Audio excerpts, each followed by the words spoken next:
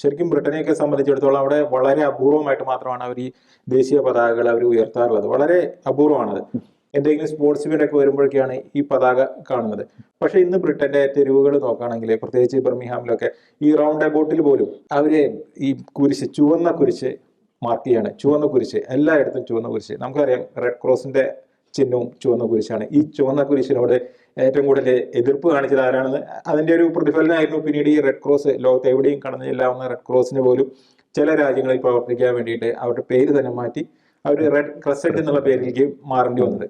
അതുപോലെ തന്നെ ഈ കുരിശുദ്ധങ്ങളുടെ കാലത്തൊക്കെ ഏറ്റവും കൂടുതൽ പ്രചരിച്ചിരുന്നത് ഈ റെഡ് ക്രോസ് തന്നെയാണ്. അത് ഓരോ രാജ്യങ്ങളെ പ്രതിനിധീകരിക്കുന്നവർ ഇതുപോലെയുള്ള ക്രോസുകൾ, അതിൽ തന്നെ ഏറ്റവും കൂടുതൽ പ്രശസ്തമായത് റെഡ് ക്രോസ് ആണ്. അതുകൊണ്ട് തന്നെയാണ് ഈ ഇസ്ലാമിക് സ്റ്റേറ്റ് പോലെയുള്ളവർക്കെല്ലാം ഈ റെഡ് ക്രോസിനോട് ഭയങ്കരമായിട്ടുള്ള ഒരു എതിർപ്പുണ്ട്. അപ്പോൾ ഈ റെഡ് ക്രോസ് ആണ് ഇന്ന് ബ്രിട്ടന്റെ തെരുവുകളെല്ലാം നിറഞ്ഞു നിൽക്കുന്നത്. ഇത് കണ്ടതോടുകൂടി തന്നെ ശരിക്കും ബർമിംഗ്ഹാമിലൊക്കെ ഇത് കണ്ടതോടുകൂടി തന്നെ ഇത് അഴിച്ചു മാറ്റുന്ന പ്രവണതകളും തുടങ്ങി. അവിടുത്തെ ഗവൺമെന്റ് സംവിധാനങ്ങൾ പോലും ഇത് അഴിക്കാൻ തുടങ്ങി. അപ്പോൾ അവിടുത്തെ ജനം ചോദിച്ചൊരു ചോദ്യമുണ്ട്, ഇത്രയും നാള് ഇവിടെ പാലസ്തീന്റെ പതാക, ഇവിടുത്തെ ഇലക്ട്രിക് പോസ്റ്റ് തൊട്ട് എല്ലായിടത്തും ഈ പാലസ്തീൻ പതാക പാറി പാറി കളിച്ചിരുന്നു. ഈ പാലസ്തീൻ പതാകയുമായിട്ടായിരുന്നു എല്ലായിടത്തും പ്രതിഷേധങ്ങൾ ഉണ്ടായിരുന്നത്. അന്ന് ആ പതാകമേൽ തൊടാതിരുന്നവരെ ഇന്ന് ഈ പതാകമേ തൊടുന്നത്, അതും സ്വന്തം രാജ്യത്തിന്റെ ദേശീയതയെ ഉയർത്തിപ്പിടിക്കുന്ന സ്വന്തം പതാകയെ തൊടുന്നത് അവർ ചോദ്യം ചെയ്തു തുടങ്ങി. അതുപോലെ തന്നെ ഈ പ്രതിഷേധങ്ങൾ, ഇതും വലിയൊരു പ്രതിഷേധങ്ങളാണ്. ഇവര് വളരെ സമാധാനപരമായിട്ടാണ് ഇപ്പോൾ ഈ പ്രതിഷേധങ്ങൾ മുന്നോട്ട് പോകുന്നത്.